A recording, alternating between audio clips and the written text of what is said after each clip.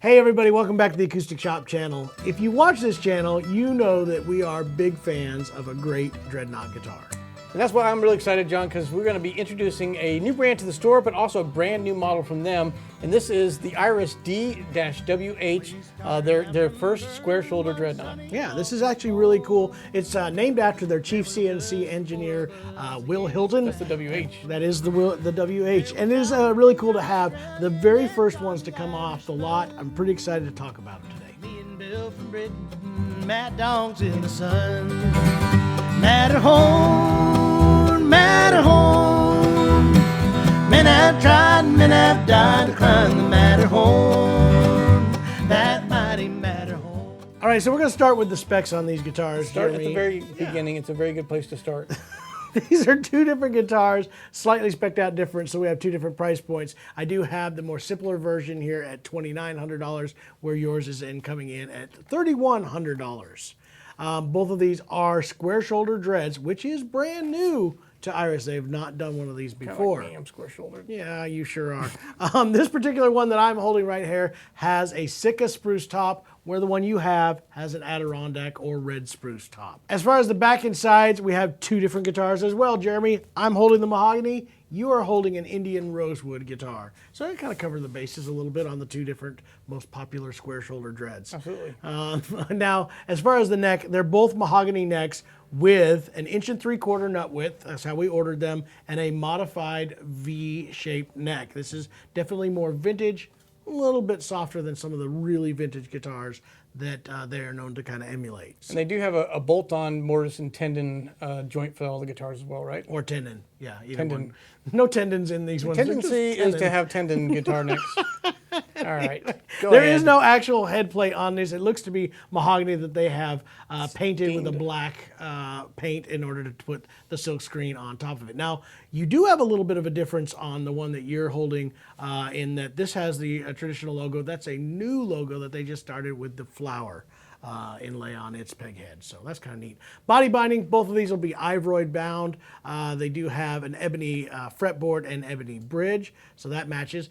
Both of them do have a adjustable truss rod, bone nut and saddle, as well as for tuners, the Golden Age tuners. Now those Which I are think kinda, really fits with this look of kind of a retro-looking guitar to get those Golden Age tuners on there. You are correct. Both of them will have scalloped Adirondack spruce bracing, as well as a light satin open pore finish, and I think that's It's a part nitro of finish, but the look of what they do. So yeah, you are correct. That is a nitrocellulose lacquer that is sprayed in satin. Again, keeping the cost of the guitars down by having that open pore, but also giving it that different look and feel than you get from a lot of... And sound too. Again, we all know, we've discussed this, there is a difference in the sound of a satin finished guitar versus a full glossed out guitar. So both of them are going to come with the TKL hard shell case and do have that Square-Shoulder Dreadnought scale length of 25.5 inches. So that's pretty nice. Neither one of these does have a pickup factory, but that is something that is available, and we can always add it here at the shop as well. As far as any custom specs, really didn't do anything crazy on these two. The biggest difference here that was kind of an option, obviously upgrading that one to red spruce top, but also that one has the new flower logo, which is a little simpler inlay, or not inlay, it's actually a silkscreen look to it. So for those that want something a little bit more simple, that's what that one's all about. And you also get the option to choose what nut width you want and what profile, correct? There are tons of custom options. You are correct. But in these two that we're going to talk about today, both of them 1.75 inch, both of them with that modified V shape. All right, John, let's get into our rating system. I know these are brand new guitars to our shop. Both of us have been playing on them for quite a while. So we're going to dive in. We're going to talk both about the Mahogany version that you're holding and the Indian Rosewood with the Adirondack top that I'm holding. Kind of split our scores. Sure. So first one we're going to do is the tone. And here's the deal about this. This is what I'll say. Tone is bold. There is some depth. There's some complexities that are going on in here. But more than anything, it is bold and loud. There is nothing holding back these guitars. And it's an interesting thing to kind of do. it's not necessarily the tone that I'm looking for when I think of bluegrass dreadnought guitars, but I can see where it would be for a lot of people, especially if you're working in a more solo group or a small 2 to 3 piece kind of thing. This is so bold, this is so lively that I think it will fill a room. So in that case, tone-wise, I'm actually going to give this a 4.3. Yeah, I think you can say very similar things about this one, even though it is the Indian Rosewood and the Adirondack top. It's got like a very open volume. Like it doesn't have kind of that real tightness that you get out of like a gloss finish guitar. We've talked about that before. But the volume and resonance of it, like it just, you barely have to strum this thing and it just explodes out of the guitar. So it is a different tone than you're probably used to playing a Taylor or a Martin. It definitely doesn't have too many characteristics of those, but it has its own sound and feel, and it's just, it is big. It's a big sounding guitar. I'm going to give this one a 4.4. Ah, there you go. See? Setup and playability. I think this is where Iris is really, really shining right here. These are set up extremely well, and this is, I think, part of that. I'm getting a boutique level guitar at a much affordable, All those more most affordable important price. things you get out of a boutique You can build. tell these guys have been working on guitars that are very expensive, that they've had to be very fussy about how they do their setups, and that's when they're kind of bringing that level of detail down at a much lower price point. So I'm actually going to give this one a 5. I find the setup to be pretty darn nice. I agree. I think the neck for this is a little big for me, but that was kind of what we ordered, so that's not a knock on them. But setup-wise, the playability, that's normally the first place that people sacrifice when they're trying to get the price down. Your setup suffers quite a bit. These guys put the effort into the setup and still kept their price down low, and I was blown away with the ease of playability, so I'm also going to give this a 5. That brings us into our build quality here. This is a different one, because how do I rate build? I mean, there's no details that I think are messy. There's nothing here. It doesn't have some of the more fancy things that I see in higher level guitars, so it makes this a little harder for me to judge. I'm not seeing, I mean, everything's right. I think it's really well built. Everything's right. So, you know, it's more simple. Like you're not seeing the inside of this sound hole is not finished out all the way. So it is a rougher edge on that kind of stuff. But the details are all there. So I don't know exactly how to mark this one. I don't see the little things that I would normally like go, well, if, you know, if I were seeing a $10,000 guitar in here and I saw that happening on there, I'd probably give it a little bit more grief, but that's part of its look.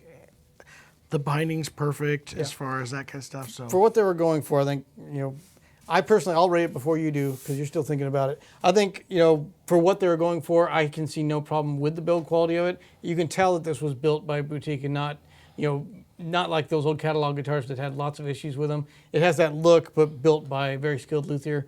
So I'm still going to say build quality is right up there. I'm going to give it a 4.5, 4.5 for my rating. I'm with you on this. Like I said, this is I like weird. giving that kind of squared off, you know, cut on the back of the neck heel. It's just done very well and very cleanly. Everything is clean and everything is deliberate. And that's why I have that, you know, I can see why that would be, you know, I guess the biggest knock I have is literally this inside of the sound hole being a rougher edge and a non-totally finished out. So I'm going to go with a 4.2 on this one just because of that. I'll allow it. All right, there you go. All right, so then that brings us to the aesthetics, John. This is the thing that at first didn't catch your eye when it was up next to other boutique builders who, like you said, I think one of the things they do to show off how good of a boutique builder they can be is the fancy inlays and the beautiful finishes and the sunbursts and all that really exemplifies, hey, this is a skilled luthier.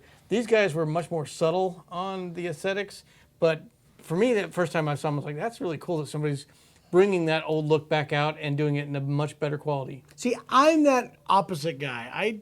When I see something that's out of the norm, I gotta admit, I go with, oh, that's not right.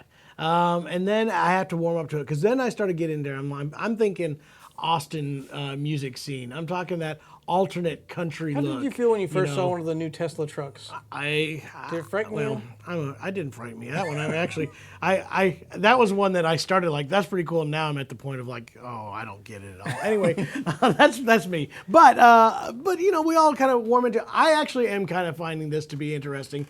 I'm loving this. Like I said, it's like the nudie suit era meets some sort of weird other retro mix, and then somehow there's, I don't know, there is a look going on here that I'm definitely warming up to, and I'm finding it to be very interesting. So this is, again, one of those, you're either going to changed love it, man. you're going to hate it. That's all there is to it, and I'm really starting to love it a lot. So I'm going to give it a 4.7.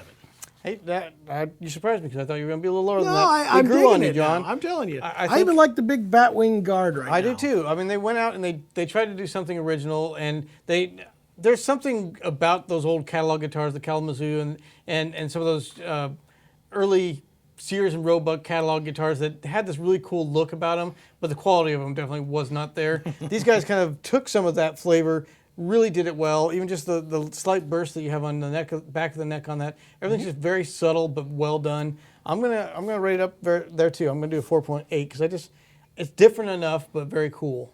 So, Shop Sustainable, does this pass our Shop Sustainable mission?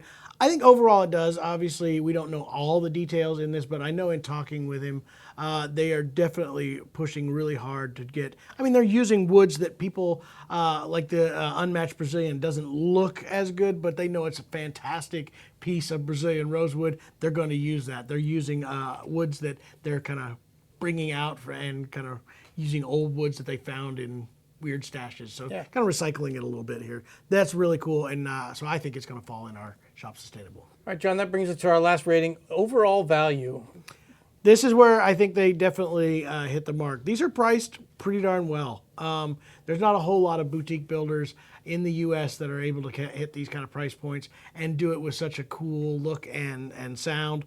I think they're doing a great job. So again, 4.8 for myself. Yeah, I think that's what their intention was, is to bring all those things we talked about, the aesthetic, the setup, the playability, the tone woods, all that into a very affordable price as a U.S.-built boutique guitar brand. I think they've really kind of cut their own path that no one else out there, I think, is offering in the same price range. So I'm going to give it a 4.8. All right, John, we're going to get a couple of the questions that we always like to answer for our viewers. Who are these guitars built for? Who are they? Who's the prime customer? I think these are, again, two different kinds of customers. I think, obviously, somebody who's wanting to get premium builds at a much more affordable price. That's great. Number two, I think this hits also another mark, which is, I know what, like in this case, we're Square-Shoulder Dreadnought. This is a guitar that I know what I typically expect from it, but I want a twist on it. And I think that is where this guitar really hits its mark. It has a sound all to its own. I don't know anybody else that's building a Dread that sounds like this at all and also has its own look. So I think those are two different kind of customers for it. So that almost leads me to the next question: is what does it sound like? What is it comparable to? You said it's hard to really It's find a big. comparison. It's bold. I mean, I will say this. I found this when we were doing our demo to be very interesting, that I don't have to hit it with very much gusto. They're responsive. It is very, very responsive, and I can get away with playing it a whole lot lighter than I would most guitars. All right, so if we had to give it some cons, and we always have to, that's part of our job, what would be a con for this? This is, again, one of those guitars that you're going to either love or you're going to hate it. And I don't know there's going to be a lot of people that are going to be in the in-between camp.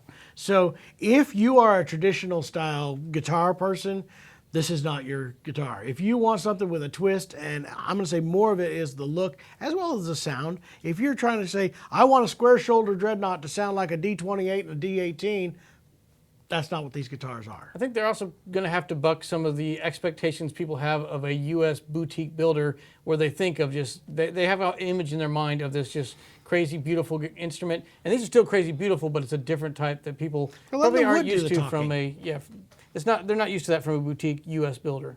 So if somebody bought one of these guitars, John, what do you think, what does somebody have to do to get the most out of this guitar? Play it, honestly. And I really think the biggest thing is come into it with an open mind. Again, my mistake for myself too. Like I said, when I first came in here, I didn't come with the open mind. And if you come in, go with expectations of what you think it's going to be before you go in there, you're not going to have the opportunity to really soak in what it's actually all about. And once you understand that, it's a whole different experience. It's a different experience than any other guitar that you're going to be able to play.